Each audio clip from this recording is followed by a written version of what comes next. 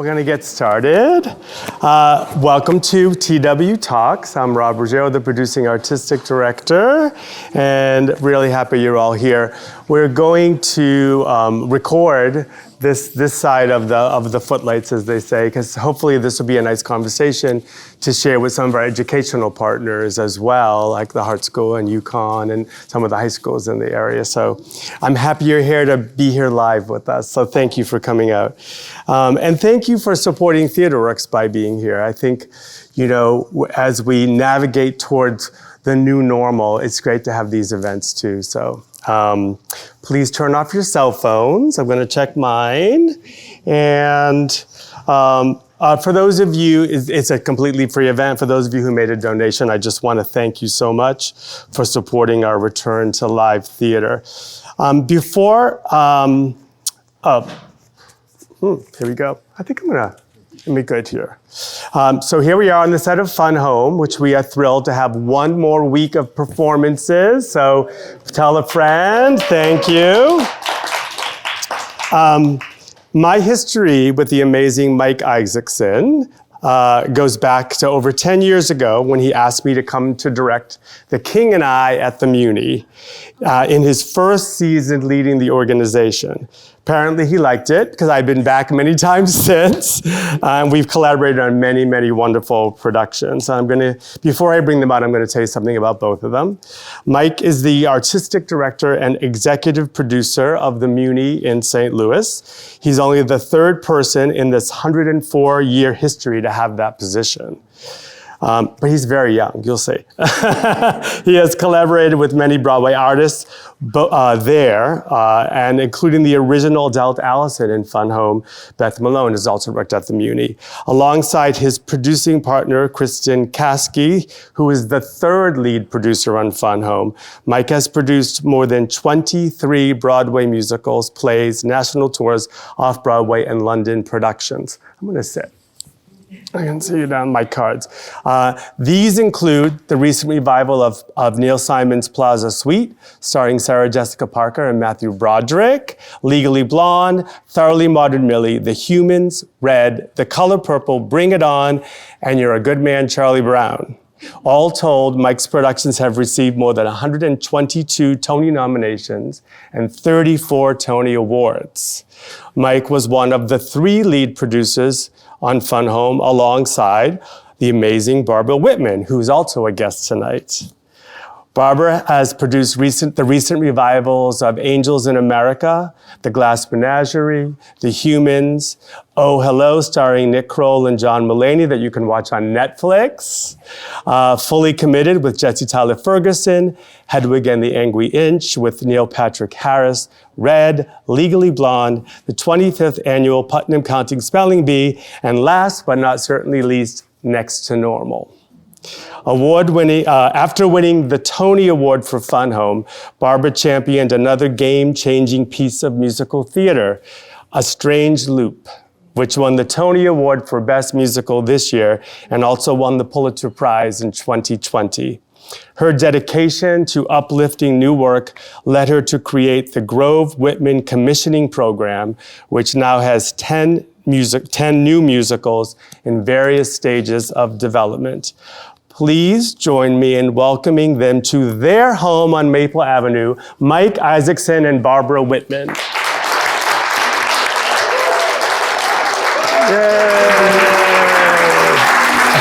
A little Fun Home music. There's entrance music. Welcome. Beside your water there, you'll see a glass of wine. Because we all know the best conversations and scoop come after sharing wine. To all of you. Cheers. Cheers. And I think we want to toast that amazing cast we just saw and that orchestra. Congratulations. You're back there. Around. And also to Rob, too. And to Rob, yes. Beautiful production. Thank you. Ooh, let's drink some wine. Okay, let's jump in. I think I have questions for both of you, and then we'll go back and forth. I think everyone has an idea in their mind of what a producer does, but can both of you actually explain what a producer does? What exactly is that job? This was our therapy in the car on the way Yeah, out. like what are we going to say? No, I mean, to me, we're the the chief operating officer of the company, or we're the principal of the school. I always say when kids ask me, I say we're like the principal. So we don't. I don't teach every class, but I'm very aware of what goes on in every single class. And what I like best about producing is I can choose the areas I want to work in. I really like to get involved early and help to develop shows, especially musicals. I think that's it's my area of expertise is best used that way. But I can also, I don't get so involved in the tech stuff because I'm not really good at set design or costumes, but I can oversee it. And then I get involved in the marketing. We do the marketing and the advertising. We raise all the funds. So we are in control of, we're largely responsible for certain areas, but we kind of oversee everything.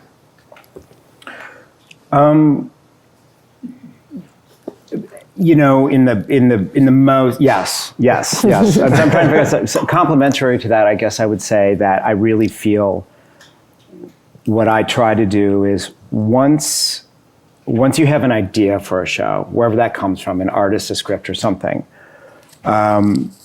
you find and hire, and you continue to do so, really talented people who you hope or you believe are seeing the same possibility that you do, basically created by the artists, and you're supporting that, and you give them what they need to succeed, and then you get out of their way until they need you, and then you make sure that you create a path, and you make sure everything is happening with sound on that path. And you try to be, I think I love it because it's the last area of the great generalist. You have to know a little about a lot. You need to know the language to talk to a lighting designer, to talking to your marketing head, to talk to all these amazing people who have different disciplines and very different ways of thinking, and be able to connect and make sure that everyone's doing what you hope they're doing. I'll go to you first, and we'll go backwards. What led you into producing theater? Were you ever on stage? Was there a particular cast album? Like what made you want to be a producer? I had a very nomadic childhood, moved around a lot, and home base for me in every city we moved to was the public library. And that's where I discovered cast albums, and then I discovered scripts, and then I discovered out-of-town newspapers, and you could read reviews, and this was there. And I had a subscription to Variety in high school, and it was just this weird hobby.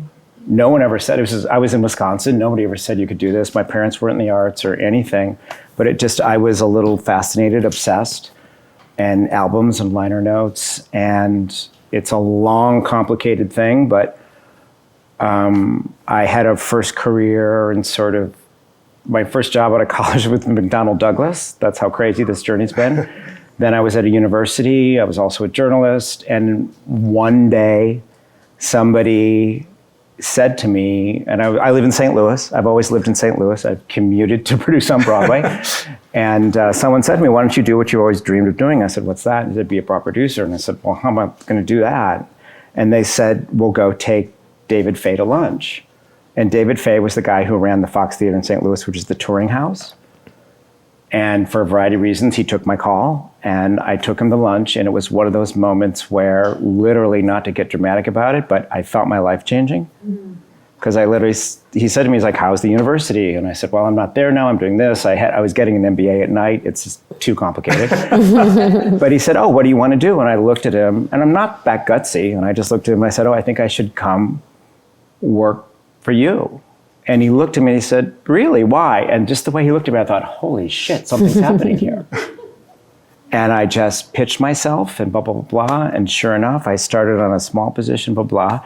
Because he said, just that day, is Christiane here? Yeah. Just that day, he told me that they had decided that he and another guy, people I was working for, were the lead producers of a musical of Jekyll and Hyde, starring Christiane Knoll. They decided it was going to go to Broadway. That's how long. So, yeah, that was it. David Fay runs the Bushdale. Yeah, he runs the Bushdale now. Yeah. Right here in Hartford. Yeah. How about you, Barbara? What made you want to be a producer? So I grew up in New York City seeing Broadway shows all the time and was in love with theater before I even saw my first Broadway show. I remember going to see it and saying, oh yes, this is what I want to do for the rest of my life. And when I was like 6 years old. And so the thing I thought you did, of course, was to become a performer. So I started out doing that. And I did a lot of touring shows and regional theater and dinner theater and summer stock. I did that for a long time. And at that time, I didn't know, it was either career or family. There were no role models of people. And as a young woman, I didn't think it was possible to have both. So I retired at an early age and I had my kids and I stayed home with my kids till my youngest was in kindergarten. And then I went to work in my family's business, which was finance. But in my heart, I was really a theater person. And after a number of years of doing that, and the fortunate thing was I managed assets of high net worth individuals. And so initially when you start producing, you have to raise money. So then I decided I want to go back into theater. So I wanted to quit my job and I had to work for my dad. So I had to say like, Dad, I'm quitting my job. So the easiest way to do that was I decided to go to grad school and I got a master's in theater management and producing, not knowing I'd be a producer. And ironically, the only thing I was suited to do was to be a producer because I couldn't usually.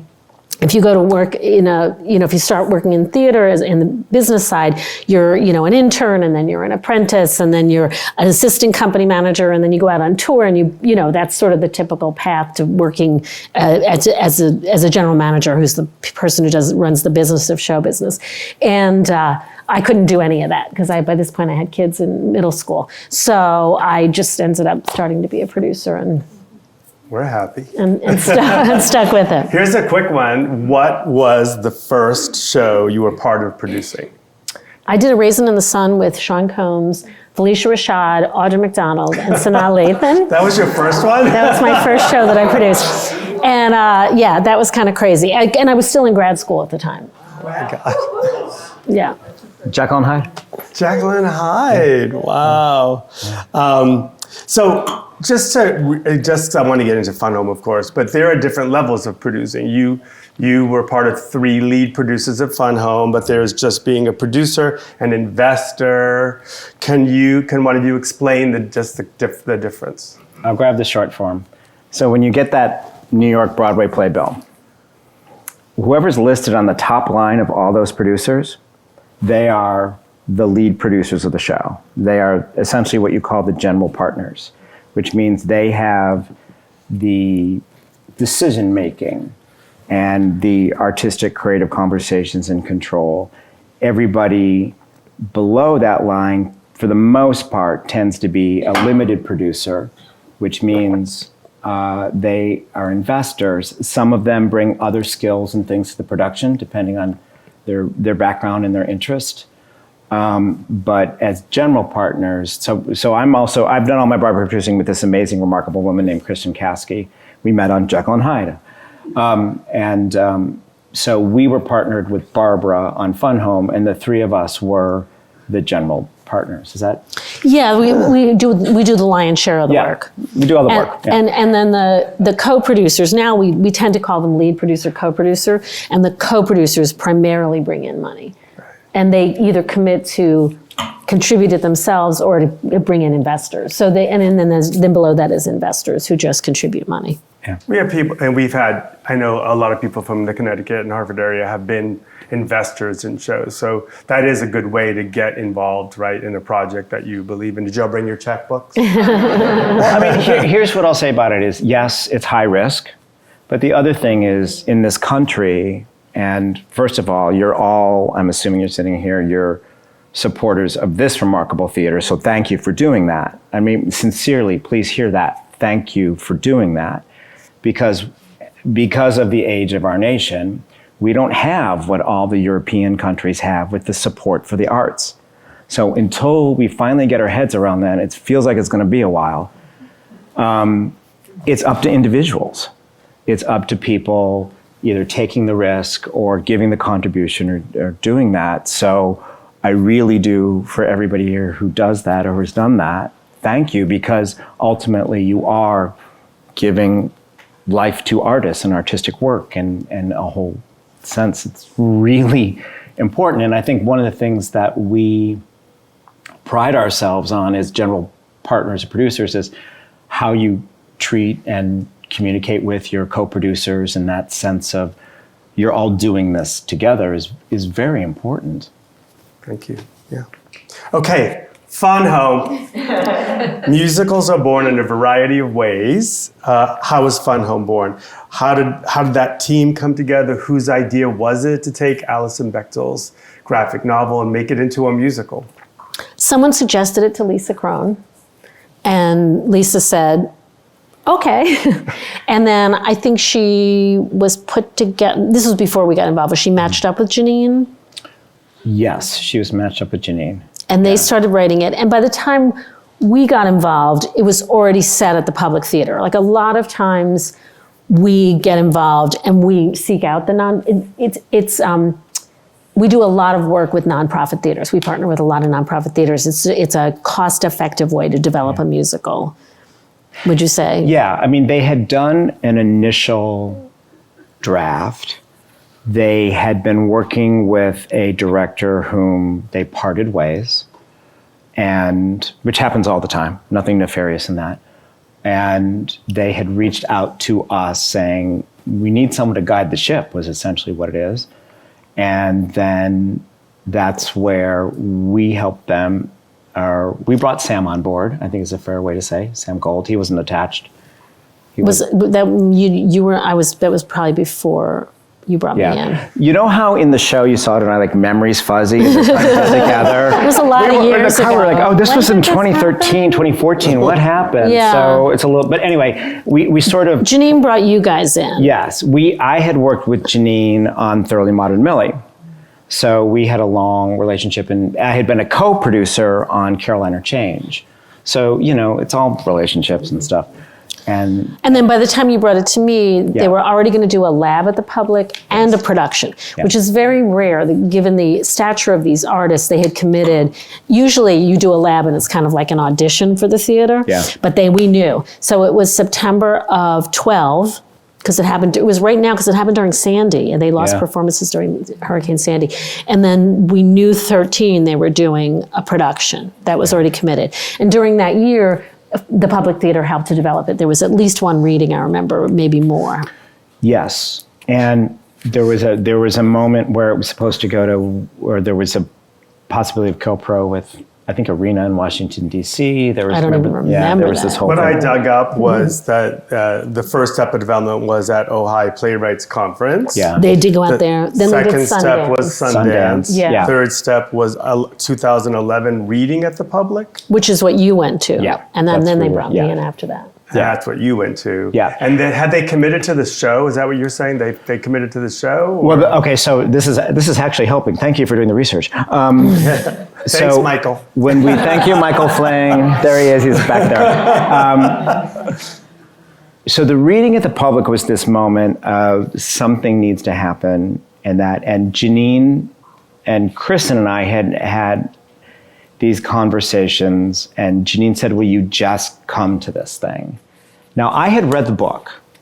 I remember, I'm a very lazy reader, and at the end of the year, NPR says, here's the 10 books you could read, and I wait till then, and I go get those 10 books. And Fun Home was one of them that year. And I remember reading it, and I swear to God, this is the absolute truth. I remember reading it like, this is a great idea for a musical.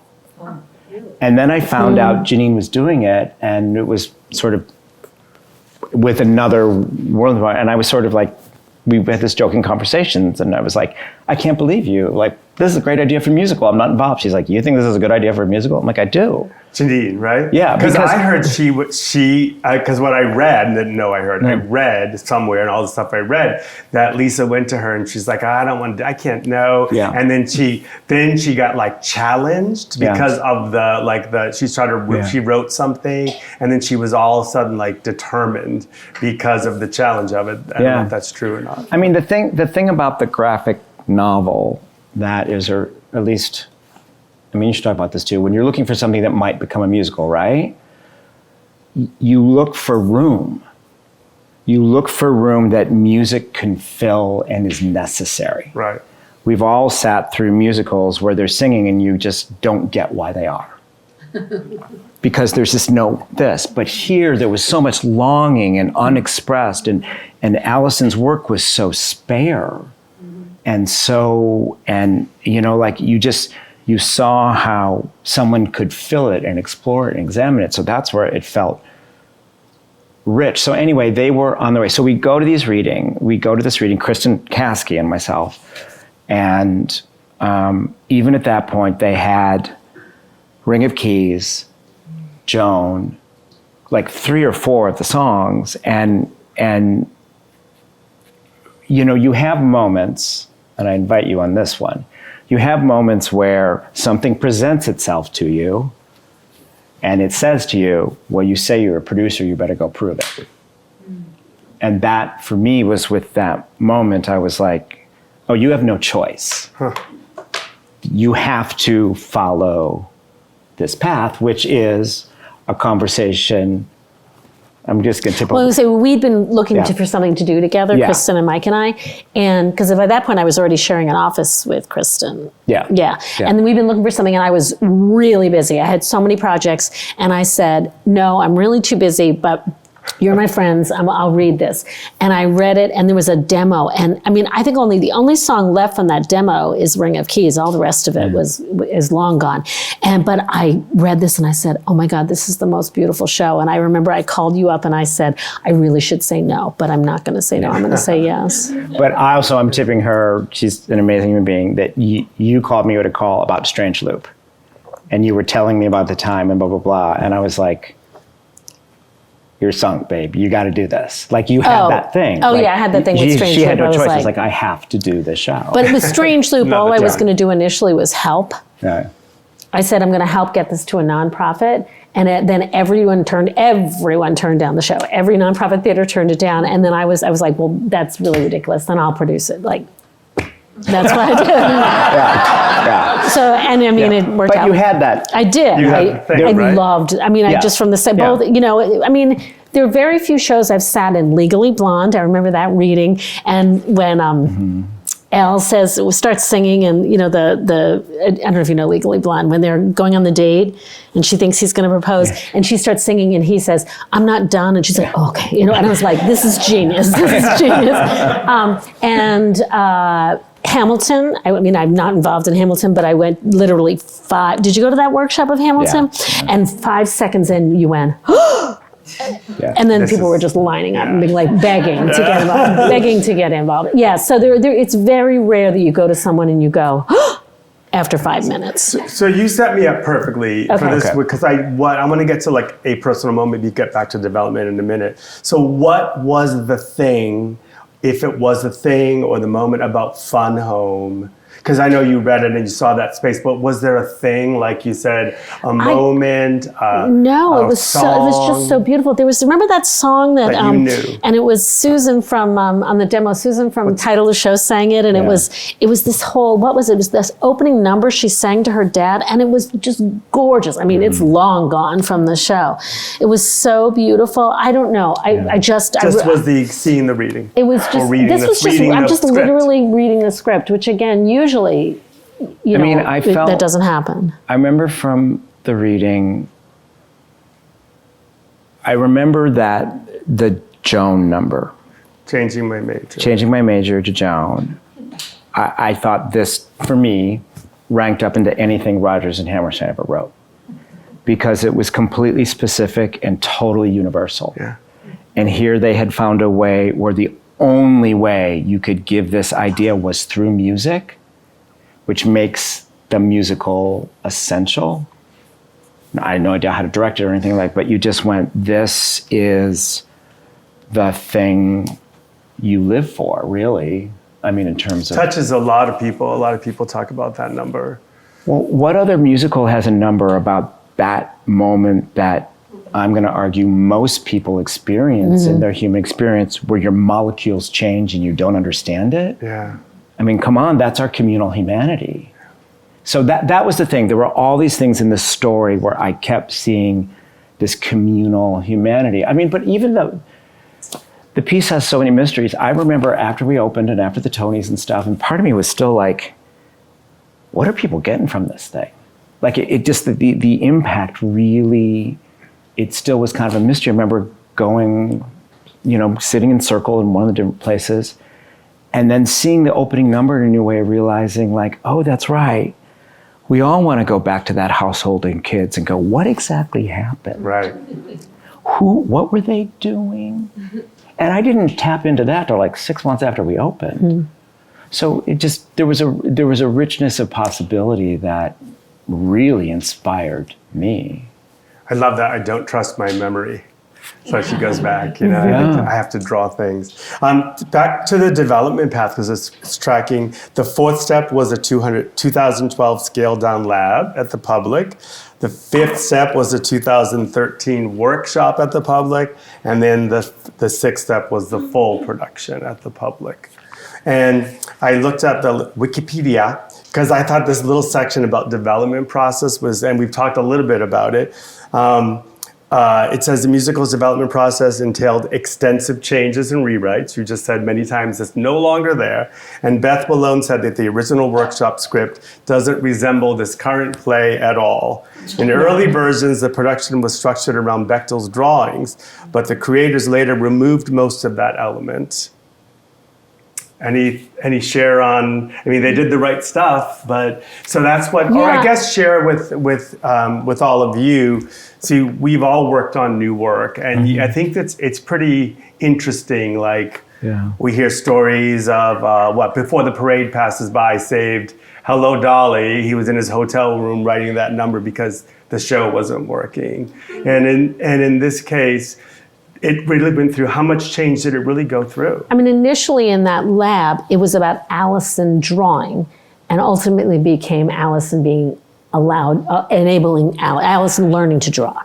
So that's why at the Broadway production, we couldn't do this. We did do it on tour. There's only one cartoon that they tried to put on the floor because of the round. It was hard you can't really do projections. But there's one, but we did get that back in the tour when we went back to proscenium. And at the end, you see the drawing of Allison flying. Oh. But at the lab, there was a ton of projections. So the lab was more linear in terms of its storytelling. And what was really frustrating for us was the power wasn't unlocked, and we couldn't figure out what problem was. And it was Sam Gold, the director, who had the genius notion. He said, the problem is we're telling the story of writing the book, and we need to let the audience, we need the metaphor of making the musical is really the making of the book. So suddenly time and there was much more. I mean, there were people who came and said, cut middle Allison. That's your problem. Do you remember that? No, I really don't. I mean, some pretty high-ranking Broadway folks were like, cut middle Allison, and we were like, what? I mean, because when a show's not working, everyone has ideas. And it was also, it was very literal, because they went up to Alison Bechdel's studio and recreated her studio in the lab. And it was too literal. Ultimately, all we got left with was the desk. But it took a long time to get to the point where that was enough for it. But I don't know if this is true of your desk. Our desk, they actually had like real things from recreated Allison's. Well, we looked at the photos from her studio and then tried to recreate it. Because there was some pencils. They definitely have like things that Allison had. Yeah. But it was confined to the desk. Initially, it was like basically the whole set was kind of Allison's studio. And Allison, or we got to know Allison through this. The last part of this was Bechdel did not participate in the musical's creation. She expected her story to seem artificial and distant on stage, but she came to feel that the musical had the opposite effect. It brought the emotional heart of the story closer than her book ever did. Oh, that's interesting. People kept approaching Allison to make it a movie, and she wouldn't let them make it a movie. And then eventually they said, can we make it a musical? And she thought, well, if it's not good, no one's going to ever see it, so it's fine. So she said, that's fine. You can make a musical out of it. But she came, like when she came on the public, it was challenging for her in the beginning to see her family, and then eventually got so that it was not as challenging for her personally. Yeah, I think she had to find her relationship to it. And then particularly as it found its life and she was the center of it, like she was never gonna promote the show, but it was about her, so she had to figure out. It was a challenging show to market going to Broadway, because how do you capture this thing? Can I do the marketing meeting story of that? Sure. Yeah. So we were trying to figure out a way, like how do you tell this? How do you do this? And oh God, who was the head of Spotgo at the time? Nick Pramick? No, Drew. Drew was in the room. Like everyone wanted this show to succeed. So everyone was working hard, and we just could not crack this nut. And Drew said, we're in the meeting, he said, if there was only somebody who could tell this story of her and how this happened and how the show happened, blah, blah, blah. And if there's, and for some reason I started to Google. Do you remember this? Mm-hmm. Google. And she hadn't told any of this. She had done a whole cartoon for a Vermont newspaper about her relationship to the show and what it meant to her and her parents and all of this. And I was like, you mean like this? And we're all passing around. We're like, what the hell? And you can find it on YouTube. There's a little chronological thing. She's waiting for the review to come out of the public. New York Times yeah, she wrote this whole cartoon about it. Yeah, she wrote this whole cartoon about it. Oh. And then so we got Beth Malone, who played the original old Allison. Adult Allison. Sorry, I was like, what? How are we? Big Al. To narrate this thing, and it was this teaser we put out on YouTube, and it gave everybody the framework for understanding the show. But she did this major thing to promote the show, didn't tell us. Wow. she's yeah. So the show was extended 4 months, right, at the Public in the fall of 2013, which is crazy, like 4 months. And I actually personally remember friends in New York saying, you got to see this. And then I remember, well, you can't get a ticket, so it doesn't matter, but it might move. It really kind of just exploded. And particularly among the theater family, the theater industry, everybody was talking about it, and everybody was moved. And I can imagine that it's been named groundbreaking in that it centers a lesbian cartoonist as the center of this story. I can't imagine you expected that enthusiastic a response in 2013.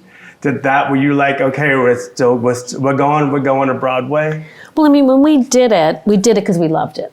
We didn't do it because we thought it would go to Broadway. That's awesome. And we said, this is so beautiful. It was not a lot of money we had to contribute to the public because they were going to do it regardless. So it was kind of like icing on the cake for them, as opposed to sometimes they cannot do it without funding. You're talking about enhancement. And the enhancement. You enhance the public production. Yeah.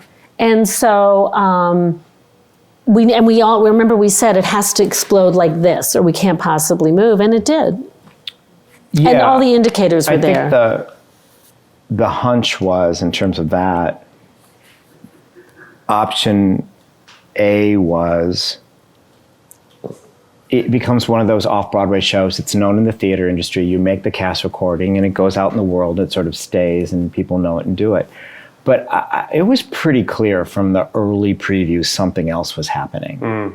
Like you just feel that thing in the audience response. And then when you talk about the extensions of the format, that's where, as commercial producers, you really begin looking at the data and the numbers.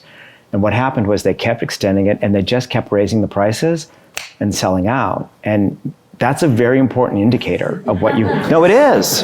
It is, it's not like you'll have other shows that will, that kept, no matter what it was, people were paying, it was selling out. It was this conversation, which is, something you need to know to roll the big dice. Did you look at my cards? Because I have here that there was a cast recording from the off-Broadway production, which is sort of unusual. Usually the recording is made when it moves to Broadway. How did that come about, and was there a strategy behind that? Yeah, I mean, moving the musical we couldn't. There were no theaters available that season, so we knew we had to wait till the following season, and we needed. It was a tool for us, and then you can upgrade it. I mean, it's more economically feasible to do the off Broadway and change it into a Broadway album. Ah, very interesting. So this was right before really streaming and Apple Music and all that was a thing, right? So CDs were still a thing. The days. Cassettes. But what was interesting was, I remember the recording company called us. It was a little PS Classics, a little independent label. But they called us 3 or 4 months after we'd closed and said, you're still selling like 1,000 units a month or something. And we're like, is that a big deal? They're like, that doesn't happen. So that said to us, there was word of mouth. People were talking about it. People were saying, you have to get this music or hear this CD. And so it was another indicator like, oh, something's happening here. And then we could use it to go out to investors and so they could. Of course. Yeah. Right. When I get a new musical sent to me, always great when there's a recording to go with it. You mentioned earlier, because to just read the words, you have to hear the music. It's not and the that's same. Great. My she'll smile. My niece came to see the show last week, and she's a new mom. And I just told her about it, and she started listening to the recording, and she's obsessed with it now. She's obsessed with it. She's listened to it. So when Fun Home was at the Public, and you're all going to have a little chance for some questions, so keep them in your head.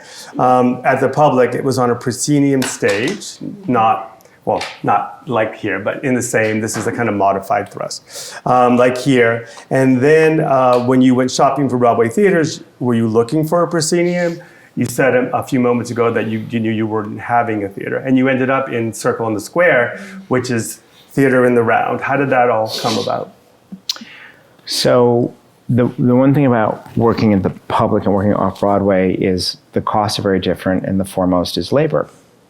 So when you looked at the show and the way it moved, there was a turntable, but they use intern labor for stagehands. So moving things on and off. We had interns as well. Right, and that's done. Yay! Yes! We love you.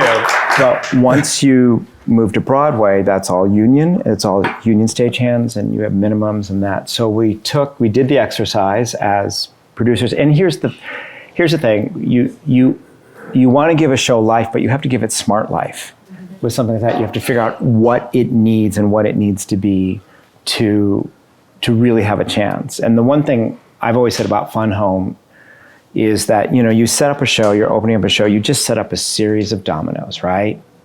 And then you hit that first one and they go. And if anyone goes the wrong way, you're dead.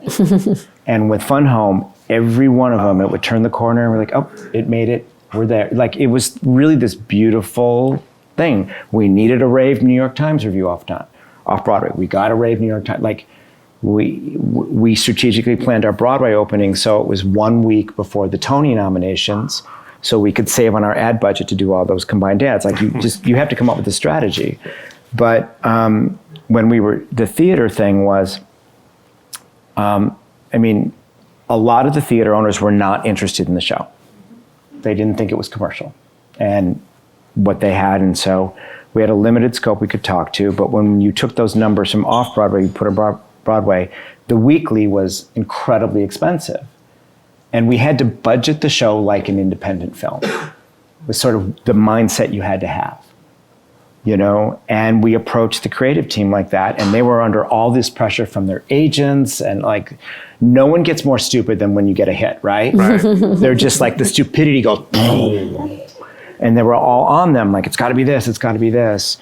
And Sam and Janine and Lisa and Barbara and Chris and I sat in a room, and we said to them, here's what we see. Here's what can't happen. Here's what we think needs to happen as professionals, and we believe we care about your show a great deal. If you think this is what should happen, we basically said, you can go find some other parent. Remember this conversation? You can find some other parents and we'll figure it out. And they looked at this, said, no, we're with you. What do we need to do? And we sort of talked about it. And then Sam said, well, if we're going to reinvent it, I'd love to do it in the round. Which, as a producer, we said, well, have you ever directed in the rounds? And he said, no. And we said, okay. There were many producers who would not have said, go, Sam. We were like, okay. He said, how about Circle? So at the same time, we heard that Hugh Jackman was looking for a theater for a play for the next season, The River. And he went to every single theater and he said, I want Circle. And we were like, okay. Hugh Jackman's doing it in the fall. So then we had to wait. But it ended up being fine for us. But we kept saying, trying to find out when Hugh Jackman had a hard out for his movie. Because if Hugh Jackman wants a theater, if he says, I want this theater, he gets that theater. Yeah. So we delayed. So we didn't open on Broadway until 15. We closed at January of 14, but it wasn't until spring of 15, which is a long time to wait. But the benefit of that was it gave us time to create the ad campaign. It gave us time to redesign the show. It gave us time, which you don't often have. Necessitated a workshop because they had to go, to going from proscenium staging to working in the round. Like, what does that mean for the show? We had these holes. The set, because the theater was in the round, you can bring in sets either up, or you can bring in sets. You can have them hang in the ceiling and bring them down, or you can have somebody push them up. They call them VOMs, the vomitorium. I don't know why they call them VOMs, vomitoriums. Anyway, there were very few choices for sets. And so they had chosen to bring things up, but we didn't know if it would work. But before we sent the set out, before we ordered the set and paid for the set, we had to do a workshop to make sure that it worked. Was everyone cooperative about that? Or was, Equity had artists, you have to I'm changing my show? The artists were fine. No. That was... Yeah, it was an odd thing because we had to say to the cast, okay, cast, you get this. Here's what we want to do. We need you to come. It was top secret. No one knew we were doing it. We went back to the public for 2 weeks. Wow. Yeah, 2 or 3. And we set up a room that what it would be in Circle in the Square. So the director could just begin playing and exploring. And was it a lab? Was it a workshop? All the contracts. And so the deal with the cast was there's no new work, no new songs, nothing, and nobody has to act. You're literally just going to be like chess pieces. And they were finally okay. And then we had a final thing where we all came in, Oscar was there, and so we could see what Sam was doing. And it's really a treasured memory because the cast couldn't help themselves. And the power just took them away, and they began doing the show. And it was glorious. And we're all like, this is gonna work. It was like, oh, here is this thing. And the other thing from the commercial perspective with Circle and Square, we had to figure out where the orchestra went, which at the time, with the knowledge out, it would have impacted a lot of seats, which impacted the box office and investment. It was another domino the other way. So we had to see. So Sam set it up at the way we wanted him to, but no one was sure it was there. But it was this incredible exploration. Judy Kuhn, who played Helen, off-Broadway, in the staging off-Broadway, she did all of Days and Days just sitting. No, it wasn't in, that song wasn't there. Yeah, it was off-Broadway. Days and Days was off-Broadway? Yeah. She was I guess it wasn't at the lab. You're right. It was at the production. Okay. She was off-Broadway. Liz is like, yeah. But she sang the whole thing just sitting at the kitchen table. Right. And right across the middle, Allison, just like you and I, 3 feet, the whole song. And Judy was so into that, and you just don't see that in a musical, just sitting there singing, for, 5 minutes, that song, thing. And then Sam was like to Judy, well, you're going to have to walk around. And it was like, she was just panicked. So I just remember she walked around into the song, did a beautiful job of it. And I was like, you're going to get a Cheetah Rivera Award. Look at you walking around. But it was, artists, they know something, they learn something, it becomes them. And then when you say, oh, by the way, you need to fundamentally change, well, hello, Mr. Director. It's a tough conversation. And I want you to, I was kind of prodding you towards the Beth story too, because I write, and I didn't see it at the Public, but apparently at the Public, she was much more stationary, adult Allison, and that the Round had other challenges. Yeah, because you didn't see Allison. She was kind of upstage, and you didn't see her roaming it through. And the In the Round gave us that whole thing, which then we later incorporated into our tour set, because we went back to Proscenium for tour and for London. But it was very different, and she wasn't nearly as present. You can see that at the Public Library if you want to see. Yeah, that'd be cool. So another example: first preview at the Public, and Sam, the director there, had never done a musical before. We just kept trusting. I don't know what we were thinking. But the opening, not the opening number, but the number with the kids, he wants. When we started previews at the Public, it was just the kids. Helen wasn't in it. And we all met afterwards, and you begin doing the dance of notes of what you can fix when and what you need to do. And we conferred, the three of us conferred, and our number one note was, you've got to get Helen into that number right there, because otherwise the audience is going, oh God, am I Annie? Because it was just these kids singing, and you were like, oh, please. You just felt the audience pulling back from it, and they needed to see that. And she was in by like Thursday night. I mean, you begin sort of looking at those. And creating she's the rudder. Right there. But while we're talking about that, Fun Home, the song Come to the Fun Home, 3 kids in a casket, at a certain place in the show, and the audience, that must have been talked about at some point, the number of where it is. My memory of it is the genius. This to me was Janine Tesori. Yeah. She understands, she of anyone I've worked with, she understands musicals, how audience receive them, what the audience needs, how to do things. And she basically said, if we don't inject some humor into the show at a certain point, we're going to lose them all. And that was the original source for the idea at that moment. I don't remember. I remember I gave Janine a note that I had this idea that Bruce would come in and interrupt the number and stop it and scare them. And Janine said, no, the audience has to applaud right then. But then she took that note and put it something later. Else. Yeah. She heard that was my thought, was that Bruce you should see Bruce yell at the children. But no, she knew that the audience needed that opportunity. Yeah. Does engage them. Yeah. So, quotes. Something of a Miracle, New York Magazine. A Beautiful Heartbreaker of a Musical, New York Times. Magnificent and Achingly Beautiful, The Daily News.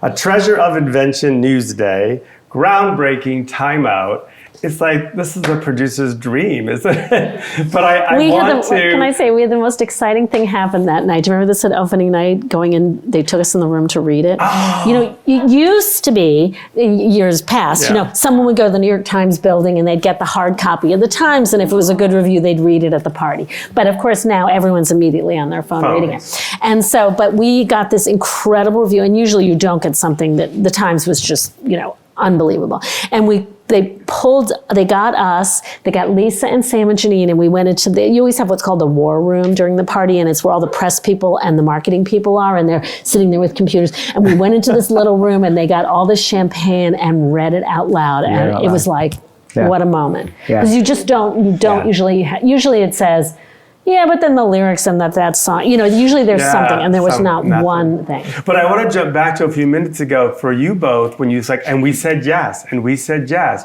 You want to do this, and we said yes. Oh, you want to go to the Round, and we said yes. It takes lead producers who believe in the team to make that kind of magic happen. Because when you go to Broadway, everybody has opinions. I've had 2, and everybody is telling you what to do. And it's nice to hear that they're so lucky that they had you and Kristen to lead the Thank team. You. Yeah, it's a beautiful thing to say. I think it's hard to, I mean, you know the risk you're taking, financial, emotional, whatever. And you know how to gird yourself for that. I mean, to me, yes, we guided this, but the audiences led the way. Right. I mean, that was the thing with this thing from day one. It moved people and it connected in a way that, unlike any show I'd been a part of to that point, I'd been part of some shows I was really proud of and loved, but this was unleashing people's humanities. And I don't know, it was kind of, I don't know. I mean, I will say this, we talked about it. It did ruin me for a few years. And it sort of was this thing that I had to say, okay, it was that moment. It was extraordinary. I'm forever grateful to have had my puzzle piece. And there it is. And part of being a producer, which she has done so magnificently in the last year, is the courage to begin that again. The courage to head down to, well, you have to do it as an artistic director. Right. I don't know where this is going to end up, but we're going to start. And that's the core. Actually, going back to the first question, that's what it is. Right. You're willing to take the journey where you don't know what the ending is. Well put. Okay, let's talk Tony Awards quick, and then I'm going to get to the questions. Spoiler alert, they win 5. What was it like to wake up and receive 12 Tony nominations? Did you get up and turn the TV on? No, we were all together. Did somebody call you? We were all together. You were? They came to my apartment. Yeah. They were all in my apartment. Yeah. Did you know? Did you have any inclination? No. Well, here was the thing, though. Was there champagne involved? No. We did have champagne. We had champagne. We had bagels. But the surprise of the day was American in Paris also received 12 nominations. Right. So and let's be clear, the Tony Awards are a competitive race. They just are. They are. Right. And suddenly we realized, oh, here's what our conversation needs to be in conversation to that show. And going into that weekend when all those critics and all the writers predict who's going to win, nobody predicted Fun Home. They all predicted American Paris. Yep. Yeah. Yep. So you answered that other question. There is a strategy. There is an effort that producers put forth when you get to that place to invite Tony voters back, to send the CDs, right? There's a whole strategy is the right word. You create a whole campaign. It's a campaign. It's in the New York Times. It's online now. You create videos. What do we want the Tony voters to take away? I mean, it's a whole thing. It's a big part of our job. And so ours all revolved around, the show's emotional and it's about family. And for us, it was what were the images and the ideas that the voters could lock into that might make it personal. And that's what we chose for those 5 weeks. But for that 5-week period, you also have to roll the dice. You have to roll the big financial dice. Right. It's very expensive. It's very expensive. Those campaigns are $500,000 to $700,000. Oh, this is back in 2015. It was an extra $500,000. Wow. So financially, you have to look at it and go, okay, are we going to get that back? And what is it? And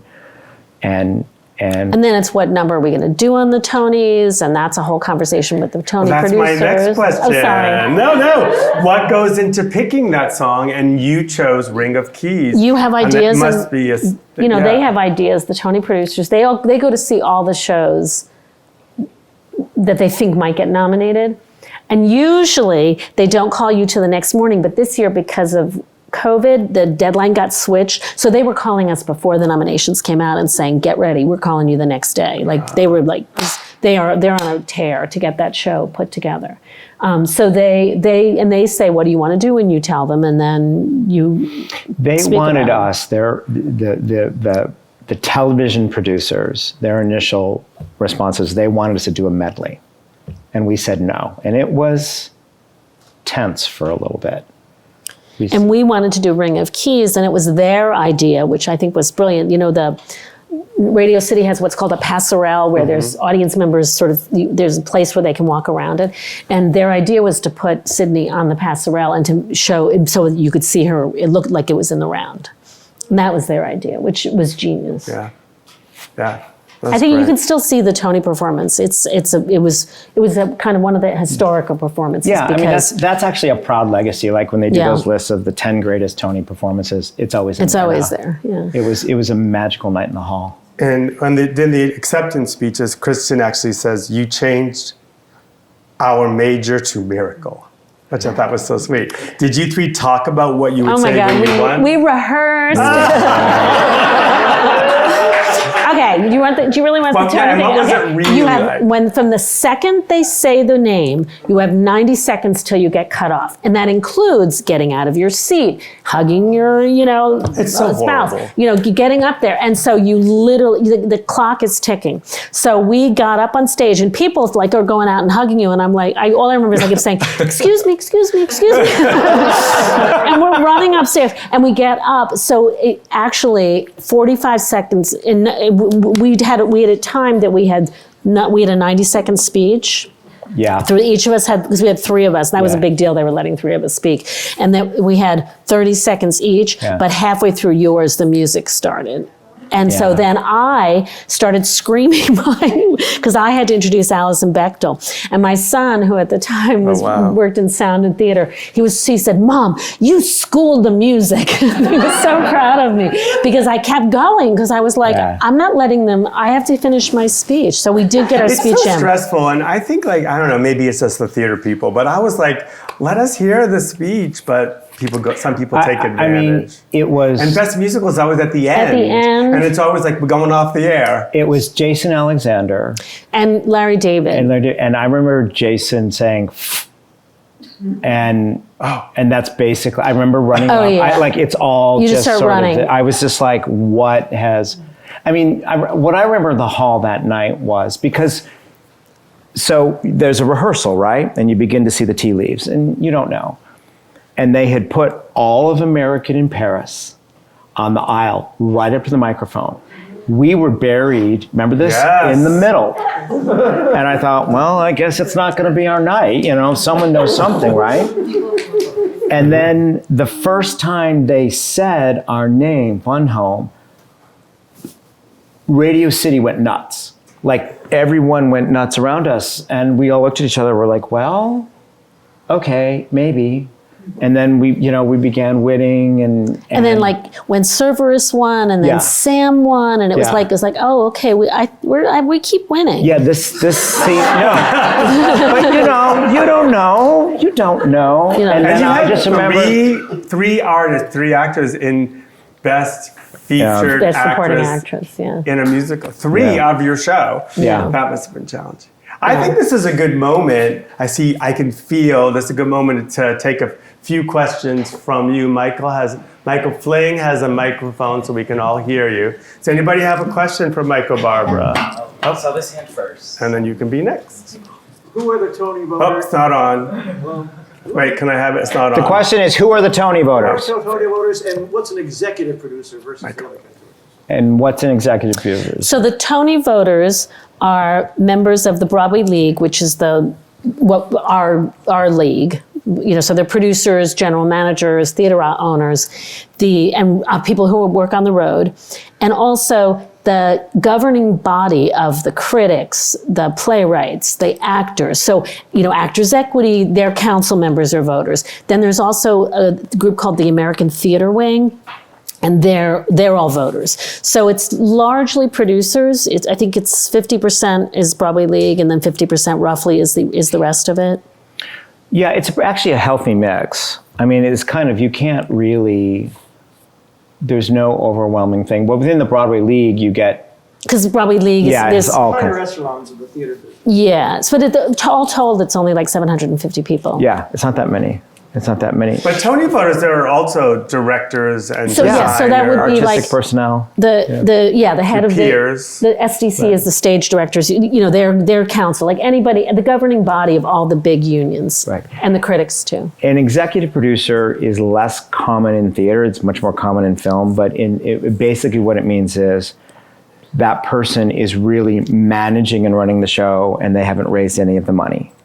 So when the whole Music Man thing and Scott Rudin left, and it was Barry Diller and whoever, they're not going to run a Broadway show day by day. They have 10 other businesses or whatever their world is. So they brought in an executive producer to kind of really manage it on their behalf.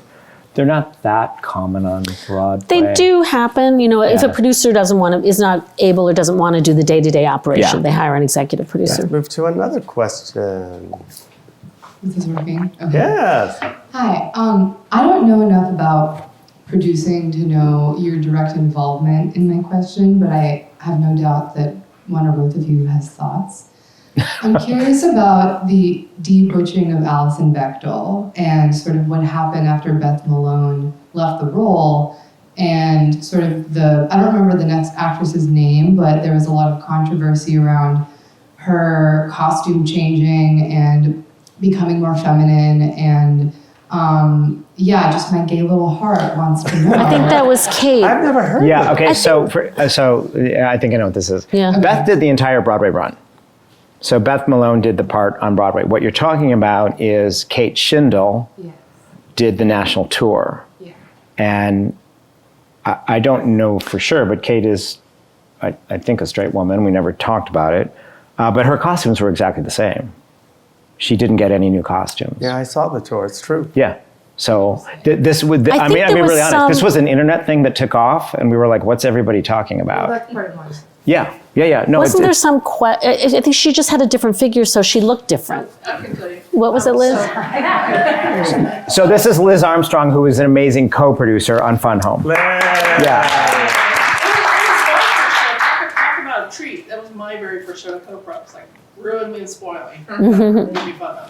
So anyway, so basically on Broadway, Beth's shirts went across, very dykish, and so on tour, Kate's went up and down. Plus she wore a sweater because stages are really cold. And it was more like a Lululemon with a thumb hole. Right. And people took great offense to that, especially the lesbian population.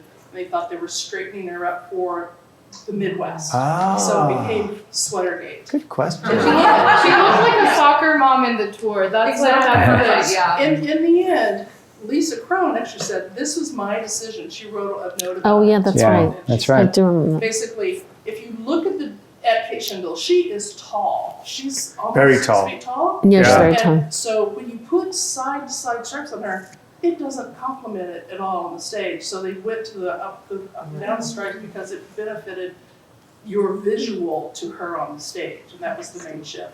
So and usage of that. Good question, though. Like, really great uplift. Yeah. Any more? Oh, I was very interested to hear you talk about the dynamic between an executive producer like yourselves and dealing with the artists and the back and forth that goes. What happens, if at all in your experience, when the artists don't agree with you?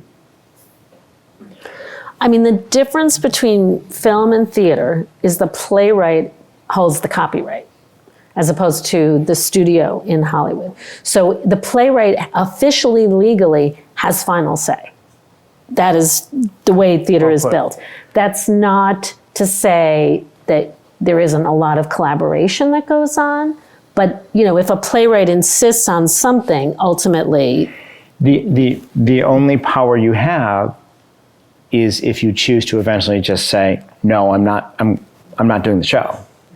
I mean, that's what you have. Now, that's where all the relationships and the beginnings and stuff over time, it becomes so important and real. Like, can I be heard? Will you hear me? And particularly like when you're doing something, can we just try this for a night? Can you just hear this? Like, we met with Sam between off-Broadway and Broadway, and we had 3 main goals of the script that we asked him we felt had to be done. One was cutting a song, which got cut. I can't remember what the other 2 was, but we spent a dinner going through why we felt passionately about it, and he said, okay, I hear you. And he spoke to Lisa and Janine, and it got done. So I think they trusted us. Yeah, it's about trust. Yeah, it's a lot of trust. I mean, I on Strange Loop, I literally gave a note for 3 years, the exact same note. And finally, my director said, "You have been asking for this for 3 years. We will try it once." And they tried it once, and it stayed in the show. And I was like, yes! But I just kept asking. But, my producing Muni hat, where I have to serve 7 directors, I've learned when to keep my mouth shut. Because 9 times out of 10, well, maybe not that, but pretty high, where I'm like, well, that's not going to work. And then I'm like, oh yeah, that worked. So I tend to have a list in my head, but I wait. The audience tells you. The audience tells you so much that resolves a lot of that. I mean, trust comes in there too. I mean, like, we have a long-term relationship now as, artistic director and director, and like just said, come to the projection meeting for Sweeney Todd, because we had talked about it so much instead of us doing some work and then bringing it to Mike and I was like, just come to the meeting. Yeah. And that's where trust comes in, because we had the same vision. And it also goes on in commercial producing. When you have an ad campaign or your final draft of what you think your logo or whatever it is, you share it with the artists. And they give feedback. I mean, we showed them the specs, and I think Sam came into the room. Lisa and Janine, I know. Yeah. Like it's a full collaboration. So it's respect, it's honesty, it's humor. Humor goes a long way. Here we go. Young. Let's go with one of the students. Yeah. Okay, I have a question about how many shows are you guys producing at a time? Because I'm curious, you guys are always talking about all your different projects. And also, do you ever get attached to shows that then don't work out because of whatever reason? And how do you deal with that kind of thing? Yeah, I mean, We're doing the flops. We've all had shows we've done that just didn't work for whatever reason, and breaks your heart and you move on. Yeah, I think Kristen and I think we tend to be like boutique houses. We're generally working on 1 or 2. Yeah, right now I have 3 active things and it's too much. Yeah, you tend not to. I don't know how we have some colleagues who always have like 4 or 5 shows going, and I can't even imagine how you do that. Yeah. So we tend to sort of place the bets. I mean, I will say this. It's funny hearing the questions. I mean, you learn, I will say this to you, young person. You don't learn anything from success. I mean, it's nice. And the success in our business means you get to keep doing it. You learn from your flops. You learn from that, and you learn the most important thing is, I'll say this, like the first, I did Jekyll and Hyde, but I was working for 2 other people. The first one where I was sort of there was Thoroughly Modern Millie. Go home and read the New York Times review. And I got out of bed, and we won 6 Tonys. You have to, I mean, that's another reason I love it, as hard as it is. You learn how to get out of bed and just keep going, which is a good skill. So I unless you're doing something illegal, wildly stupid, or gross, everyone's got good intentions creating a show. Like no one's, like the whole Springtime for Hitler and all that stuff, you couldn't even do that, right? So everyone really, if they believe in it, and then sometimes, it's like life. The universe just doesn't receive it. But you have to learn why not, and study that from a business perspective, but then keep going with things you believe in. And so, I don't know. Does that make sense? Mm-hmm. Yeah. It makes total sense, I think. We're heading towards wrapping up. I know there's a question or 2 there, but while we're setting up, the show ran for 1.5 years on Broadway, recouped its initial investment, had a successful national tour, which is here in Hartford, had an incredibly successful London production at the Young Vic, and is now produced all over the country. And that says...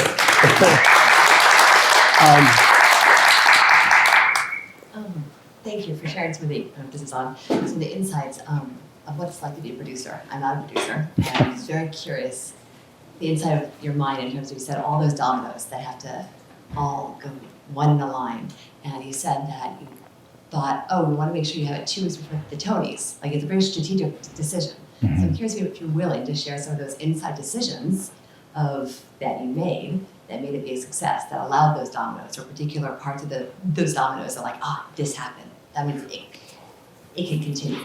Were there any of those domino decisions, I think what you're saying, that you'd be willing to share that were key in getting it from public to the Tony Awards? I mean, I would say, going back to the Tony campaign, that was a bi-weekly meeting where we analyzed who had come to the show, who the voters were missing, how we were communicating with them, and then, to our great surprise, American in Paris, which was our competition, was not changing their messaging or their look at all, which to this day I never understood. So we kept changing our strategic message to get people to reconsider us. It was like, if you look at those 4 or 5 ads, they were all different. And then we ultimately ended up with the photo of Michael hugging Sydney, was our last statement to the voters with a quote. So Very strategic. Yeah, you went for the family. We were was looking at Freddie, director of marketing communications, and what we're posting and which photo we're doing, and it's so interesting that you went to the father and daughter. But I will tell you the one thing that almost capsized us. There was a little musical that was in previews of the public in January or February of 2015. Anyone know what it was? It was Hamilton. And they opened in August. And there was a 3-week period where the rumor was they were going to try to come in the season we were. And that would have taken all our dominoes and just thrown them off the table. Yeah. Because that show was and is a comet. Occasionally a comet comes along and there's nothing you can do about it but stand aside. And it was that. And I remember that was a rough 3 weeks. Yeah. That was like, because you have to open by a certain date in order to be eligible, and did they have enough time to do it? Did I read somewhere that Lin-Manuel loved your show, and did he Rumor has it he did that. Rumor has it that Lin did that for us and for Janine. I can confirm that he did. He actually brought the kids over and had them be part of Ham to Ham quite often, and he saw our show more than anybody. Yeah. Yeah. Is there another question, Freddie? Last question. Last question. Oh, Sarah, give her that mic. Sarah Beth, our adult Alice. Yay! I'm just curious, having had such a close relationship with developing the show, getting to shepherd it so closely, what is it like to have it licensed and performed in, totally new productions? That was my next question. I mean, it's great. Neither of us had seen the show since we think it was 17 or 18. We saw production in Chicago. So it was wonderful. It's like visiting an old friend. It starts and you're like, oh, I remember that. Oh, because it brings back memories. It brings back wonderful memories. So, I guess I saw it in London. We did it in London, was probably the last time I saw it. Yeah, no, it was really beautiful. And 18. We were talking, she and I haven't had time together in a while because I had the Muni season in the summer, so we had this car ride on the way up where we were just sort of really reconnecting. And it's a hard time to be a producer right now. And it is, it's just hard right now. It feels like all the things are just really challenging. So for me, it was very moving to see this thing you were once a part of given its life, your life, and knowing whatever you went through for the process and created. That's very moving to me. And then to see that the show works in the way you did it and the choices you made and everything, and that's a tribute to the writers, really. Always, but it was just lovely. For me, it was a really lovely gift. And it's that you lovely gave because, us. some of it was similar, but a lot of it was different, to see a different take on it. I always find, I saw the Broadway production, I saw the tour, and I purposely just not try to revisit. And there were things that I really I'm dying to talk to you after. It's because I'm like, what things are similar that come from the script? Because we have scripts, and they have like, for example, a little quick example of the phone call with mom and dad over there. The script is kind of written to be two spaces, and Christiane and Erin and I found that. But you wonder, like, what is the same in every production just because of the writing? It's interesting. And we could stay here all night and chat, but I have to wrap up. I'm getting the feelings. But to your last comments, when you saw our production, this production, today, was there ever a moment where you saw some of your DNA in a particular moment? Like, oh, I remember that Sam and I had a conversation about this, or Janine and I had a conversation about that. Was there, and you can say no, but was there a moment that you're like, I was part of that?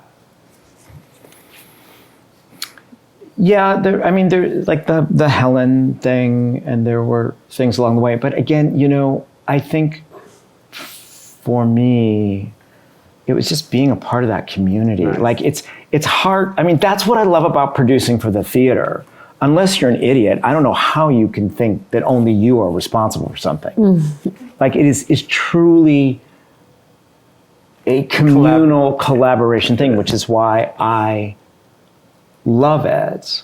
And so it's an odd question because, like, yeah, we had this and that, but if Janine and Sam and Lisa are here, they might be like, what are you talking about? No, it's hard to say, right? Because when you have that kind of magic, when this happens, it's no one's individual hand in many ways. I love that when you find theater magic and you don't know, did it come from something I said to the actor? Did it come from the actor? Did it come from the lighting designer? Did it come from the writers at that piece of music? So it's pretty awesome process, and lead producing, and is really believing in something that you carried forward. And I just want to thank you for doing that for Fun Home. I want to acknowledge the cast, the music director, the crew, the musicians that are out here.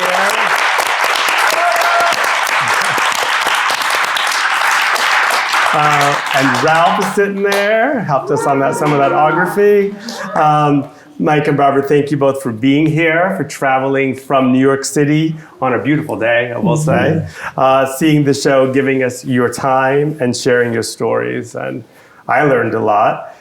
Thank you all for being here today. If any of you haven't seen the production, please come see it this week. If you have seen it, we're doing this little see it again deal next week. Or please tell your friends, November 6th, we're closing. And if you'd like to see more programs like this, or this kind of work on stage, always consider subscribing or being a donor at twhartford.org. Have a great evening, everyone. Thank you. Be safe.